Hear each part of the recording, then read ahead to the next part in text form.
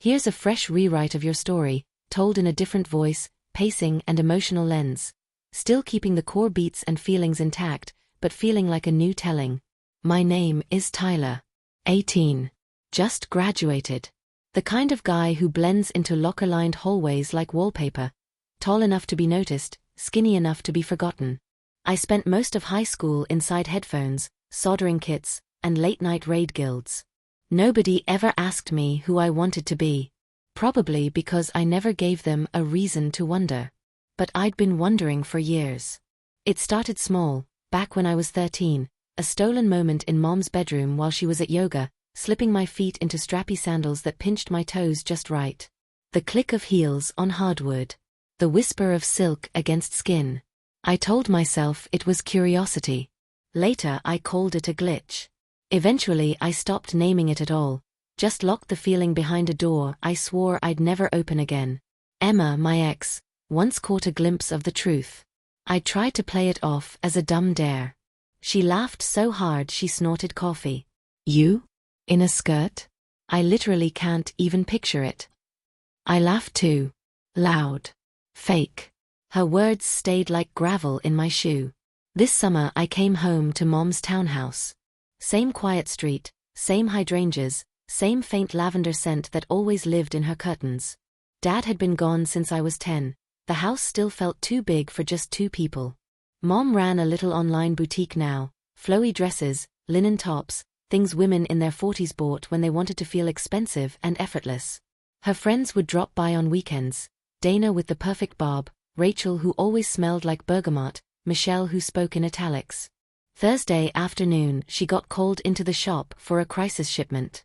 Back in a couple hours, love you, she called, already halfway out the door. I was alone. Her closet door had swung open a few inches, probably the AC vent playing tricks. Pale pink cotton peeked out. Sleeveless. Soft gathered skirt.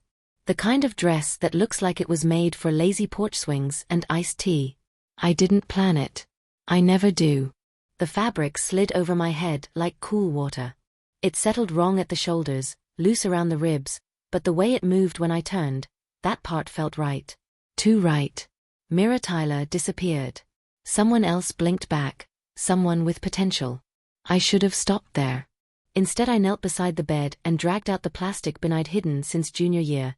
Cheap synthetic wig, half-used makeup palettes Emma once gifted me as a gag.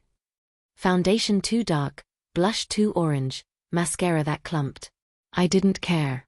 Each clumsy stroke pushed the boy further away until honey blonde waves framed a face that finally matched the feeling in my chest. I twirled once. The skirt flared. I smiled, small, secret, real. Then the doorbell. 3 quick chimes. Polite. Insistent. My phone lit up on the dresser. Mom. Hey sweetie, totally spaced. Dana, Rachel and Michelle are swinging by for brunch. Just let them in, I'll be home soon. Red heart. My pulse slammed into my throat. I stared at mirror me. Lipstick slightly smudged. Eyeliner uneven. But still, believable. Maybe. Another ring. Laughter outside. Heels on the porch. I could hide. I could strip. I could. My hand turned the knob before my brain caught up. 3 women in linen and gold jewelry froze mid-sentence. Sunglasses slid down noses. Eyes widened. Then smiles. Bright, approving, delighted. Oh my God, Rachel breathed. You must be Helen's daughter. Dana tilted her head, beaming. She said you were gorgeous, but wow. Look at you. Michelle stepped closer, studying me like I was a painting. That dress is stunning on you, honey. I opened my mouth. Nothing useful came out. And then, keys in the lock behind me. Mom. She stepped inside, arms full of paper bags, and saw me, wig, makeup, pink sundress, deer in headlights expression. For one endless second the air stopped moving. Then she smiled. Not a tight, panicked smile. A warm one. Proud one. Girls, she said, voice smooth as Sunday morning, this is my daughter. She set the bags down, crossed the room in 3 steps, and slid an arm around my waist like she'd done it 1,000 times. Isn't she beautiful? My lungs forgot how to work. Rachel cooed. Dana reached out and lightly touched the ends of my wig. Your mom's cheekbones, definitely. Michelle was already asking where I got the dress. Mom squeezed my side, gentle, steady. Then she leaned in so only I could hear. Play along, sweetheart. You're doing great.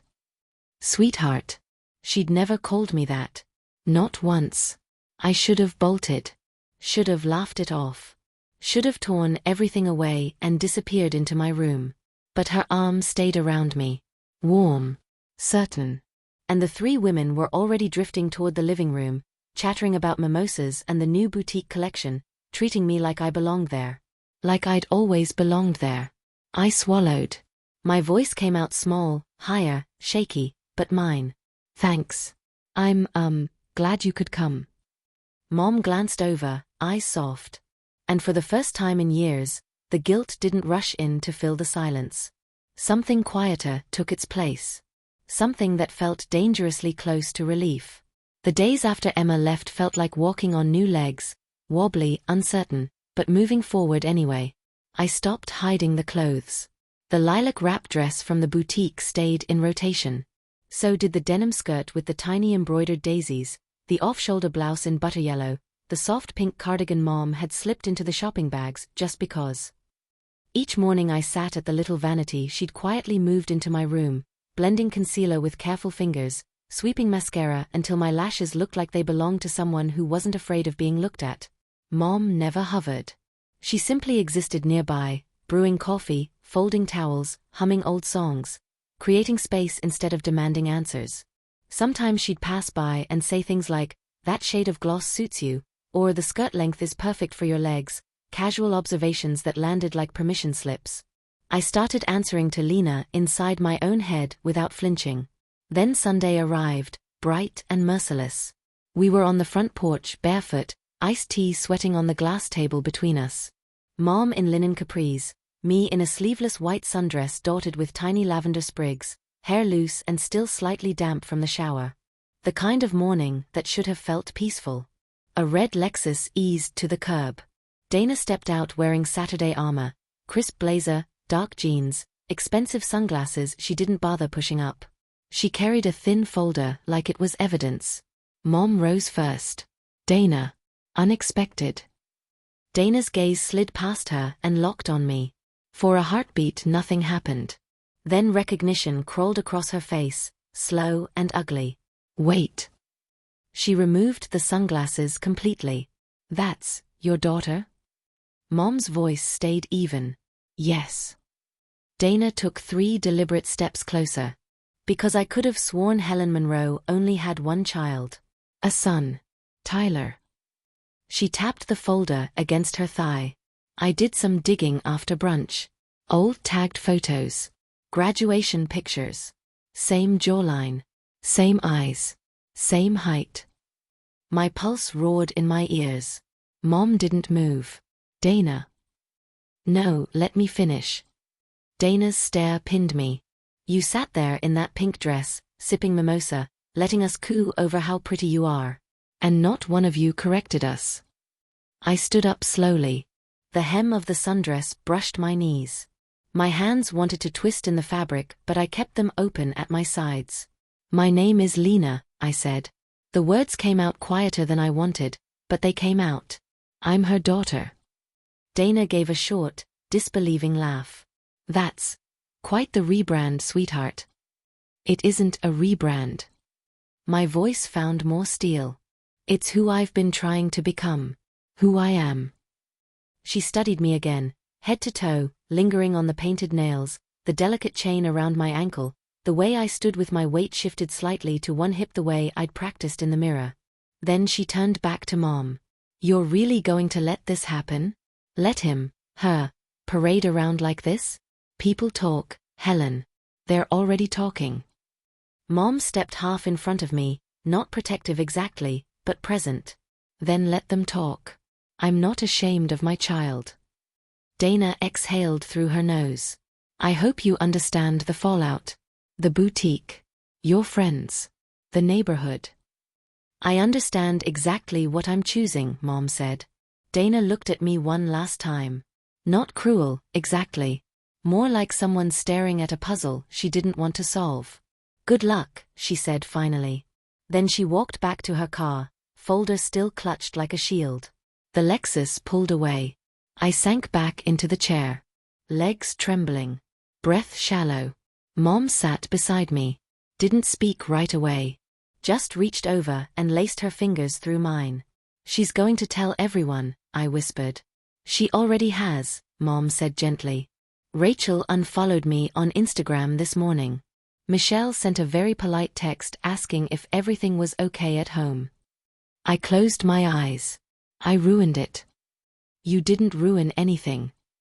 She squeezed my hand. You claimed something. That's different. We sat there until the sun climbed higher and the porch boards grew warm under our feet. Later that afternoon, I found Mom in the kitchen, sorting through a stack of boutique shipping labels. She glanced up when I walked in, still wearing the sundress. I was thinking, she said, casual as if we were discussing dinner, maybe we should update the website. Add a new section. Lena's pics. I blinked. You've got an eye, she continued. You always have.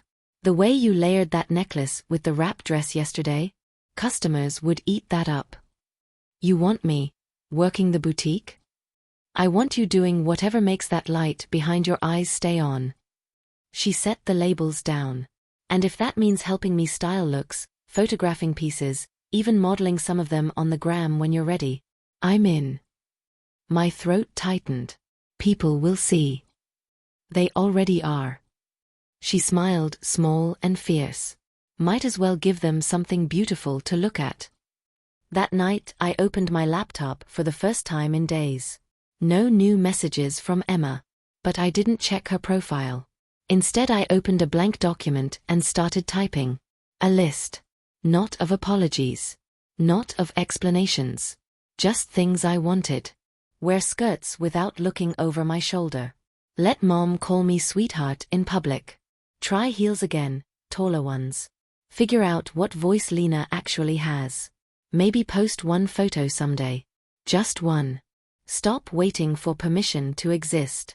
I saved the document as lena.txt and closed the laptop. The next morning I woke up early. Showered. Did my makeup slower than usual, winged liner, peachy blush, gloss that caught the light. Chose the butter yellow blouse and high-waisted white shorts Mom had insisted on buying, for days you want to feel like summer. Walked downstairs. Mom was already at the table with coffee and her tablet, scrolling through new inventory photos. She looked up.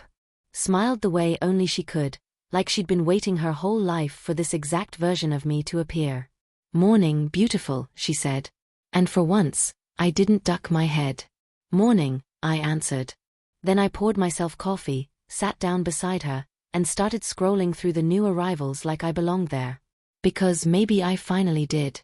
The boardwalk smelled like salt and fried dough, the kind of summer Saturday where everyone pretends the world is simple. I arrived early. Too early. Paced the railing until my flats scuffed the weathered boards. White blouse tucked into high-waisted jeans, sleeves rolled once, hair loose and catching the breeze. Minimal makeup, just enough gloss and mascara to feel like myself without feeling like a performance. Mom had pressed her wide-brimmed sun hat into my hands before I left. Protection, she'd said, kissing my forehead. I wore it anyway. Emma appeared from the crowd like she'd stepped out of a different season. Hoodie, ripped jeans, hair in a messy knot. She stopped a few feet away and just looked. I almost didn't recognize you, she said quietly. I tried to smile. It felt fragile. I almost didn't recognize me either, for a long time. We walked. Slow. Parallel to the water. I told her the parts I'd never said out loud.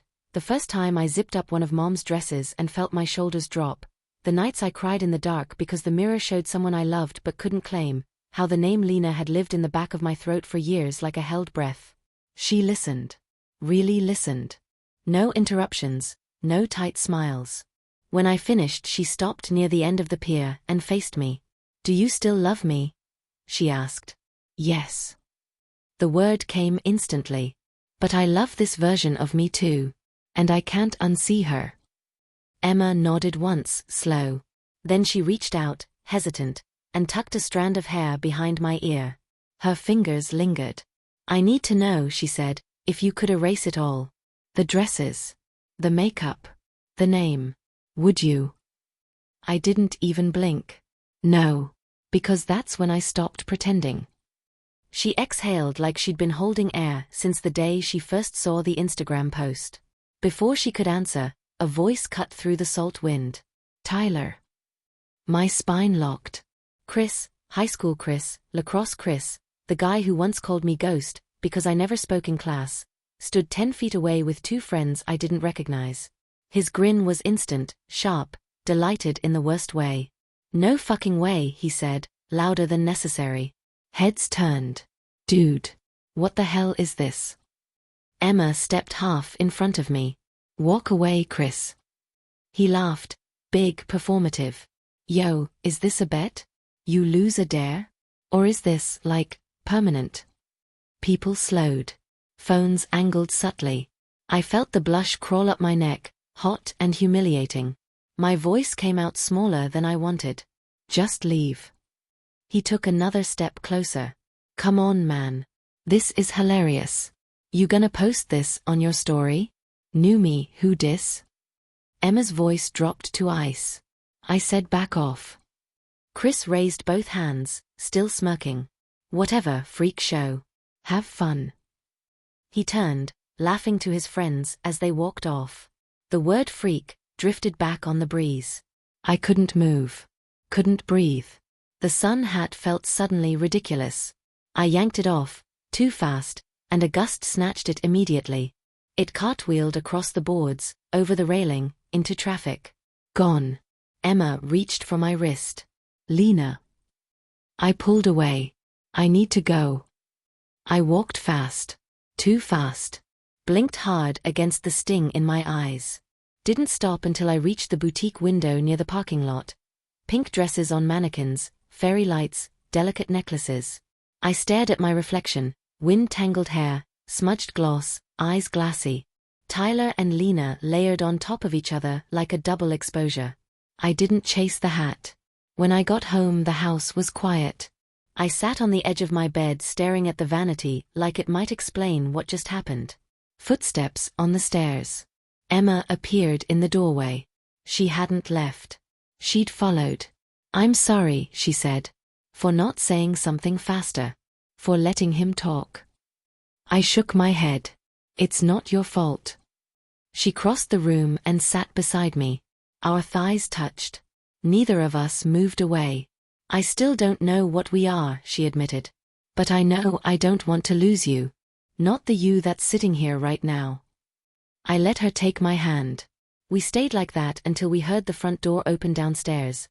Multiple voices, heels clicking, Mom's tone going clipped and careful. We crept to the hallway. Dana, Rachel, Jeanette, standing in the foyer like they owned it. Mom blocking the staircase with crossed arms. Rachel's gaze landed on me first. "Oh, so it's real." Dana's lips curved. "Told you the picture wasn't edited." Jeanette already had her phone out. Emma moved before I could. "Put it away. Now." I put a hand on her arm. Stepped forward. "No more hiding," I said. My voice shook only a little. "My name is Lena. This is my home. If you can't be here without phones or judgment, then leave." Silence stretched thin and ugly. Dana tilted her head. "Cute speech. We'll see how brave you are when the whole town's talking." They left.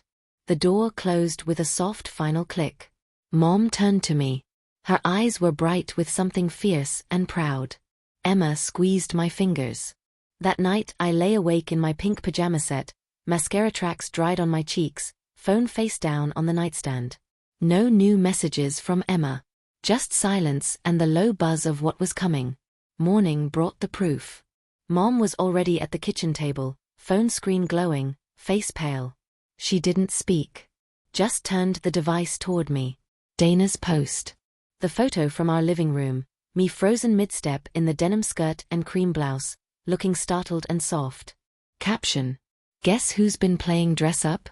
Nail polish hashtag small town secrets hashtag Tyler no more. Likes climbing. Comments a sewer of emojis, slurs, laughing faces, prayer hands, knives. I couldn't look away. We can report it, I whispered. Mom shook her head. It's already everywhere. Group chats. Stories. Screenshots. I folded into the chair. Face in my hands. The doorbell rang. We both flinched. Mom went to answer. I stayed frozen. Voices. Low. Surprised. Then Emma walked in, followed by her mother. Mrs. Carter looked me over, bare feet, pink robe, chipped lavender polish. Her mouth tightened, but she didn't recoil. Emma told me, she said. The whole thing. I braced. Instead she sighed. I don't pretend to understand. But I raised a daughter who knows her own heart. If she says you're worth figuring this out for, then I want to listen. We sat. All four of us. I told the story again, slower this time, without flinching. Mrs. Carter asked careful questions. Awkward ones. Honest ones. When she left, she paused at the door. Be careful, Lena, she said. First time anyone outside Mom had used the name. People can be vicious when they're scared of change. Later, an unknown number texted. Heads up. They're planning something bigger. Watch your back. No signature. That night, I stood at the mirror in just a sleep tank and shorts. No makeup. No wig. Just me. Footsteps on the porch. Quick, uneven. Something slapped against the front door. I ran downstairs, yanked it open. Empty street. A single sheet of printer paper taped crookedly. You can't hide forever, Tyler. The handwriting was angry. Black marker. All caps. Mom appeared behind me, saw it, pulled me inside, locked the door. She held me tight. We're going to be okay, she whispered into my hair. But I could feel her trembling too. And in that moment I understood, Lena wasn't just a name anymore. She was a fight. And the fight had only just begun.